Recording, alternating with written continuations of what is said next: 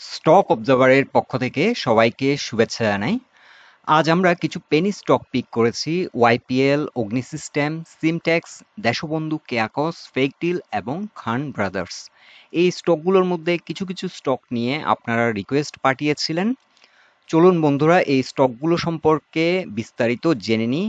আর আলোচনাটির শুরুতেই আমি সবাইকে রিকোয়েস্ট করব ডিসক্লেমার অংশটি আপনারা ভালো করে পড়ে নেবেন। পুঁজিবাজার ঝুঁকিপূর্ণ। আপনার কোনো পার্সোনাল বাই এবং সেলের কারণে আপনি যদি ক্ষতিগ্রস্ত হয়ে থাকেন, সে দায় স্টক অবজার্ভার বহন করবে না। শুরুতেই আমরা ওয়াইপিএল এর ডে চার্ট নিয়েছি এবং ডে চার্টে দেখতে পাচ্ছি স্টকটি একটা নতুন ট্রেন্ড ক্রিয়েট করেছে, ভালো ভলিউম নিয়ে লেনদেন হয়েছে। সো এই ট্রেন্ডটা আমরা বলতে পারি মোটামুটি একটা শক্তিশালী ট্রেন্ড, এবং এখানে একটা হাই ক্রিয়েট করার পর, একটা র্যালি করার পর এখান থেকে একটা কারেকশন দিয়ে আমরা দেখতে পাচ্ছি ডে চার্টে 20 এক্সপোনেনশিয়াল মুভিং অ্যাভারেজকে রেসপেক্ট করছে এবং এখান থেকে এখন বর্তমানে একটা রিভার্সাল। সো এই স্টকটির ক্ষেত্রে এখন যে রেসিস্ট্যান্সটি ফেস করবে সেটি হচ্ছে 22 টাকা 50 পয়সায়। এখানে একটা রেসিস্ট্যান্স ফেস করবে, এই রেসিস্ট্যান্সটি ব্রেকআউট করলে নতুন একটা হাই ক্রিয়েট করবে। আর উইকলি চার্টে যদি এই স্টকটির অবস্থান আমরা দেখি, উইকলি চার্টে আমরা দেখতে পাচ্ছি এটি আপ ট্রেন্ডে আছে, এটি ডে চার্টেও আপ ট্রেন্ডে আছে, উইকলি চার্টেও আপ ট্রেন্ডে আছে, ভলিউম ভালো হচ্ছে। আর এখন বর্তমানে সামনে আমরা তো দেখালাম যে রিসেন্ট যে হাইটি, যে পয়েন্ট থেকে রিজেকশন হয়েছে, এখানে আসলে একটি প্রাইস পয়েন্ট রেসিস্ট্যান্স এখানে কাছাকাছি ছিল। সো এখান থেকে রিজেকশন হয়ে একটা কারেকশন হয়ে আবার নতুন করে রিভার্সাল, এবং এই রিভার্সালে আমরা আশা করতে পারি এই স্টকটি 25 পর্যন্ত যাবে। এখানে কিন্তু মেজর রেসিস্ট্যান্স ফেস করবে, এখানে প্রাইস পয়েন্ট রেসিস্ট্যান্স, এবং সাথে আমরা লিডিং ইন্ডিকেটরে আর ওয়ান রেসিস্ট্যান্স, অর্থাৎ রেসিস্ট্যান্স নাম্বার 1 আমরা দেখতে পাচ্ছি। সো এই স্টকটির ক্ষেত্রে 25 এই প্রাইস পয়েন্টটি একটা কি রেসিস্ট্যান্স, এবং এই রেসিস্ট্যান্সটি অতিক্রম করতে হলে এই স্টকটির ক্ষেত্রে আরও ভলিউম দরকার। সো এখন বর্তমান যে মোমেন্টাম আছে, এই মোমেন্টামের ধারাবাহিকতায় আমরা আশা করতে পারি স্টকটি 25 থেকে 26 পর্যন্ত হিট করবে, এবং এখান থেকে একটা রিট্রেসমেন্ট করার সম্ভাবনা অনেক বেশি, কারণ এই রেসিস্ট্যান্স পয়েন্টে এখানে কিন্তু ডবল টপ করেছিল, ডবল টপ করে নেক লাইন ব্রেকডাউন করে অনেকদিন ধরে স্টকটি কিন্তু প্রাইস অ্যাকশন হচ্ছিল না এবং একটা সিগনিফিক্যান্ট কারেকশন হয়। সো এই জোনটাতে কিন্তু হিউজ ভলিউম, অর্থাৎ এই প্রাইস পয়েন্টে 25-26 এই প্রাইস পয়েন্টে কিন্তু হিউজ ভলিউম ক্রিয়েট হয়েছিল, এবং এখানে কিন্তু অনেকে আটকে আছেন, এবং এই প্রাইস পয়েন্টে আসলে কিন্তু একটা মেজর সেল প্রেশার এই স্টকটি ফেস করবে, এবং এই স্টকটি হয়তো এই প্রাইস পয়েন্ট থেকে কিছুটা নিচে নামতে পারে। সো ওই সময় যদি মোমেন্টাম ঠিক থাকে, ভলিউম যদি অনেক বৃদ্ধি পায়, তাহলে হয়তো এই রেসিস্ট্যান্সটি ব্রেকআউট করতে সক্ষম হবে। আদারওয়াইজ এখান থেকে আবার কারেকশন হবে, কারেকশন হয়ে হয়তো একটা পয়েন্টে এসে সাপোর্ট নিবে, সাপোর্ট নিয়ে আবার ট্রাই করবে এটি ব্রেকআউট করার জন্য। সো এই স্টকটির ক্ষেত্রে আমাদের ফার্স্ট টার্গেট হতে পারে 25 এবং সেকেন্ড টার্গেট হতে পারে 30। আপাতত আমরা এই দুটো টার্গেট সেট করছি, পরবর্তীতে এই স্টকটির পারফরমেন্স অনুযায়ী আমরা আপনাদেরকে আবারও আপডেট দেব এই চ্যানেলটির মাধ্যমে। এখন আমরা দেখে নিচ্ছি অগ্নিসিস্টেম লিমিটেড। এই স্টকটি রিসেন্টলি একটা ভালো প্রাইস অ্যাকশন হয়, এখানে একটা স্ট্রং মোমেন্টাম নিয়ে কিন্তু একটা প্রাইস অ্যাকশন হয়। 90 ডিগ্রি অ্যাঙ্গেলেই স্টকটি প্রাইস অ্যাকশন করেছে, এটা একটা ভালো মুভ ছিল। কিন্তু এখানে একটা প্রাইস পয়েন্ট রেসিস্ট্যান্স আমরা দেখছি যে 30 টাকা লেভেলে একটা প্রাইস পয়েন্ট রেসিস্ট্যান্স ছিল, এবং ডেইলি উইকলি চার্টে আমরা R2 অর্থাৎ রেসিস্ট্যান্স নাম্বার 2, এখানে একটা রেসিস্ট্যান্স 30.8-এ আমরা দেখছি, এবং এখানে উঠার চেষ্টা করেছিল কিন্তু রিজেক্ট হয়ে এখানে এসে এখন একটা সাপোর্ট নিচ্ছে। এইখানে একটা প্রাইস পয়েন্ট সাপোর্ট এখন পাচ্ছে 25 টাকা 90 পয়সা কিংবা 26 টাকায়, এসে এখানে রিজেকশন হচ্ছে, এবং এখান থেকে আমরা আজকে একটা উইকলি চার্টে, এখনো যদিও ক্যান্ডেলটি ক্লোজ হয়নি, কিন্তু ডে চার্টে আমরা দেখিনি আজকের ক্যান্ডেলটা আমরা কি হয়েছে। ডে চার্টে কিন্তু আমরা একটা বুলিশ ক্যান্ডেল দেখছি। এর আগে আমরা একটি ক্যান্ডেল পেয়েছি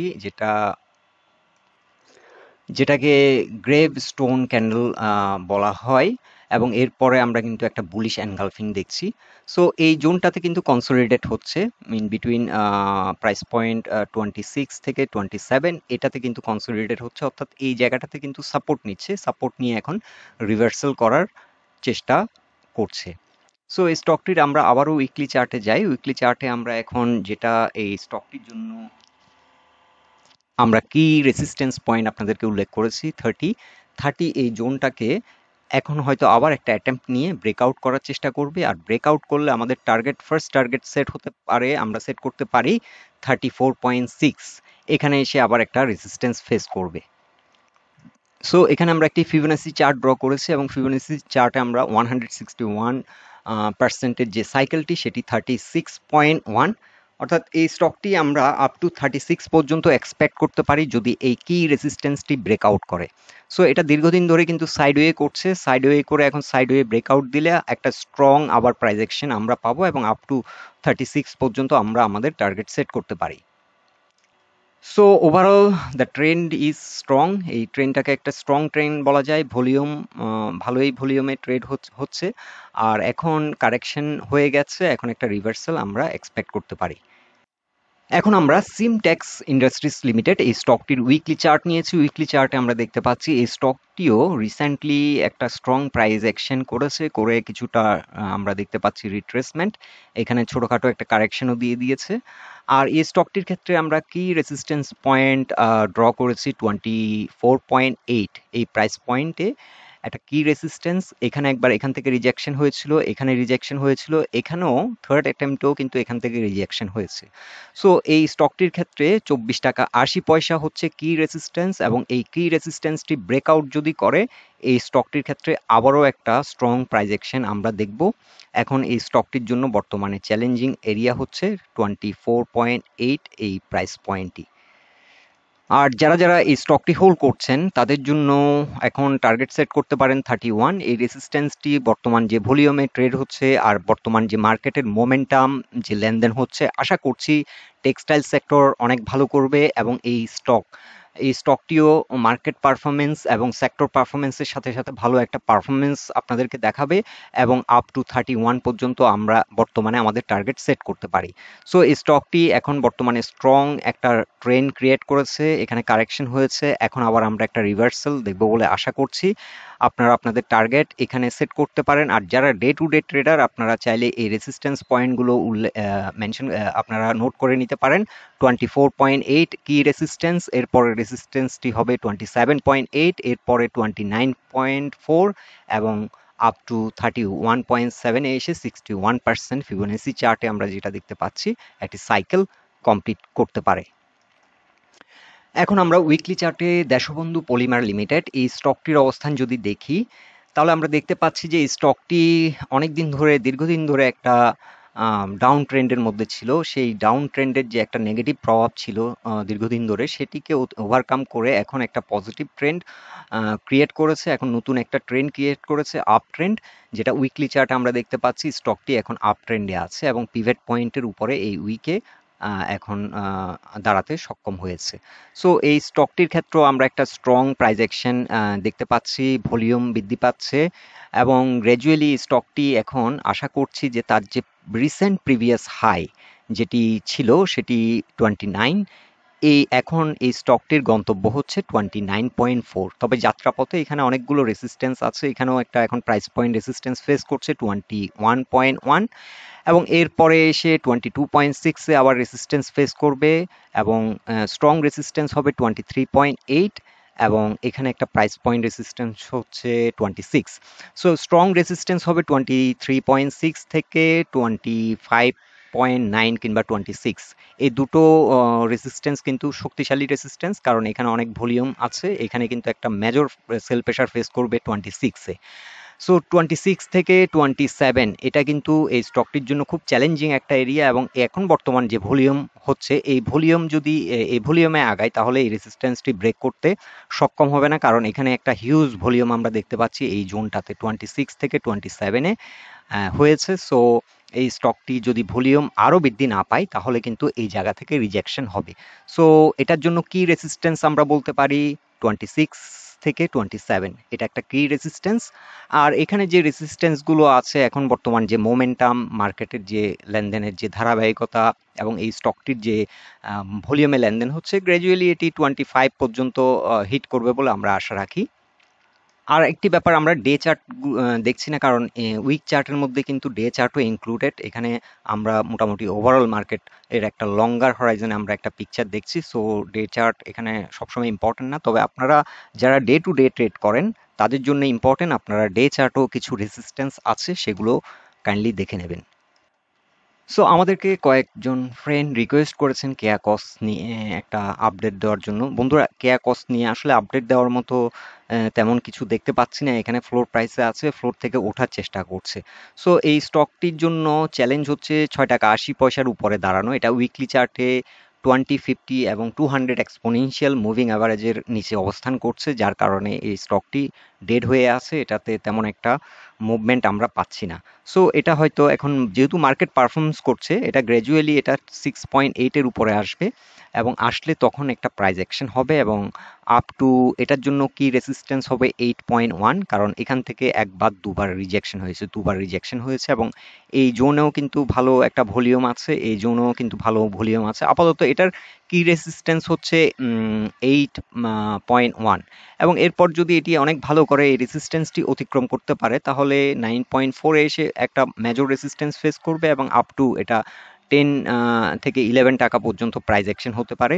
সো এই স্টকটি যদি এখানে মোমেন্টাম সৃষ্টি করতে পারে একটা ভালো প্রাইস অ্যাকশন নিয়ে, যদি তার এই যে 200 এক্সপোনেনশিয়াল মুভিং অ্যাভারেজের উপরে ঘুরে দাঁড়াতে পারে, তাহলে এটার গন্তব্য হবে গ্র্যাজুয়ালি 11 টাকা পর্যন্ত। তবে যাত্রাপথে এখানে কিছু রেসিস্ট্যান্স ফেস করবে। 8 থেকে 8.5 টাকার মধ্যে একটা ভালো সেল প্রেশার হবে, এবং এর পরবর্তী সেল প্রেশারটি হবে 9.4। এখন আমরা Far East knitting and dyeing industries limited এই স্টকটি নিয়ে আলোচনা করছি। এটিও আমাদেরকে আমাদের একজন বন্ধু রিকোয়েস্ট পাঠিয়েছিলেন। এই স্টকটির ক্ষেত্রে আমরা দেখতে পাচ্ছি ভালো ভলিউমে লেনদেন হচ্ছে, এটা একটা পজিটিভ দিক, এবং উইকলি চার্টে আমরা দেখছি যে এটি পিভট পয়েন্ট থেকে রিজেকশন হচ্ছে। এটার জন্য এখন বর্তমান চ্যালেঞ্জ হচ্ছে 19.6, 19 টাকা 60 এই জোনটাকে অতিক্রম করা। এই প্রাইস পয়েন্টকে যদি অতিক্রম করতে পারে, এই স্টকটির ক্ষেত্রে একটা স্ট্রং মুভমেন্ট আমরা দেখতে পাবো, এবং আপ টু 23 টাকা 70 পয়সা পর্যন্ত লিড করতে পারে, এবং এটি 23 টাকা 70 পয়সাতে কিন্তু একটা ভালো রকমের সেল প্রেশার ফেস করবে, কারণ এখান থেকে পরপর দুবার তিনবার রিজেকশন হয়, এখানে একবার রিজেকশন হয়, এখানে একবার রিজেকশন, এখান থেকে একবার রিজেকশন আমরা দেখতে পাচ্ছি। সো 3 টাইমস 23 থেকে 24 এই প্রাইস পয়েন্ট থেকে কিন্তু এটা রিজেকশন হয়েছে, এবং বড় রকমের এখানে এসে কারেকশনও হয়েছে, দীর্ঘদিন ধরে ডেড ছিল। এখন এই স্টকটি গ্র্যাজুয়ালি মুভ করবে 23 টাকা থেকে 24 টাকা, আমরা আমাদের ফার্স্ট টার্গেট সেট করতে পারি, এবং এটি যদি অতিক্রম করে তাহলে পরবর্তীতে 26 থেকে আপ টু 30 পর্যন্ত প্রাইস অ্যাকশন হতে পারে। সো 30 আমাদের সেকেন্ড টার্গেট। আপাতত ফার্স্ট টার্গেট আমরা সেট করব 23.8, কিংবা 23 টাকা থেকে 24 টাকা ইন বিটুইন। এখন আমরা দেখে নিচ্ছি খান ব্রাদার্স পিপি ওভেন ব্যাগ ইন্ডাস্ট্রিজ লিমিটেড এই স্টকটি। এই স্টকটির ক্ষেত্রে বর্তমানে একটা ভালো প্রাইস অ্যাকশন আমরা দেখতে পাচ্ছি, এবং স্টকটি আপ ট্রেন্ডে আছে, উইকলি চার্টে, ডে চার্টও আপ ট্রেন্ডে আছে। সো এই স্টকটি ভালো ভলিউমে লেনদেন হচ্ছে, এবং এখানে এসে আমরা দেখছি উইকলি চার্টে R1 রেজিস্ট্যান্স ফেস করছে 15.3। এই প্রাইস পয়েন্ট থেকে কিছুটা রিজেকশন আমরা দেখতে পাচ্ছি, আর এখানে কিন্তু একটা প্রাইস পয়েন্ট রেজিস্ট্যান্সও আছে। এখানে আমরা দেখতে পাচ্ছি সরি, এটা 15 পয়েন্ট, আমরা রেজিস্ট্যান্স মেনশন করেছি 15.3, ইয়েস 15.2।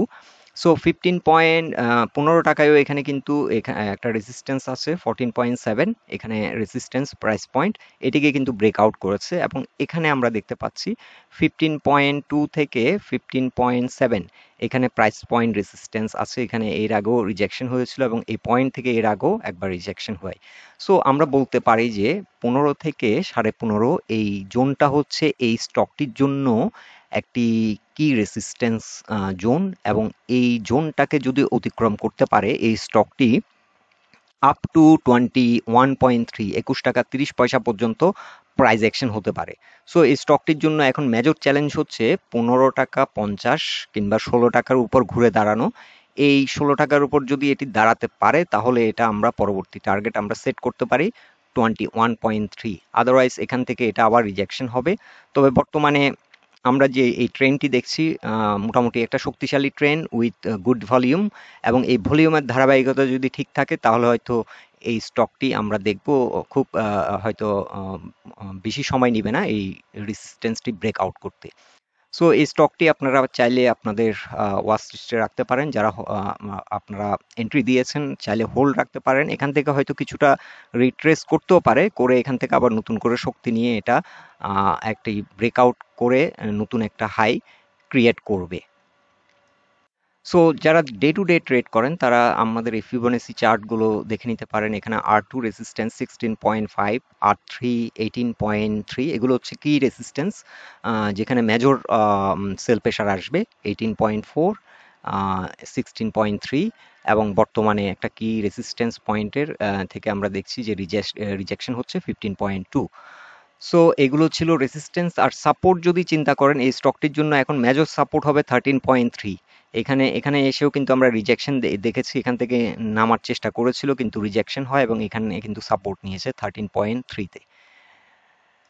সো বন্ধুরা, এটাই ছিল আমাদের ফাইন্ডিংস এই স্টকগুলো নিয়ে। আলোচনাটি যদি আপনাদের ভালো লেগে থাকে অবশ্যই পোস্টটিকে লাইক দেবেন, বন্ধু বান্ধবের সাথে শেয়ার করবেন, আর আমাদের সাথে থাকার জন্য আপনাদেরকে অসংখ্য ধন্যবাদ।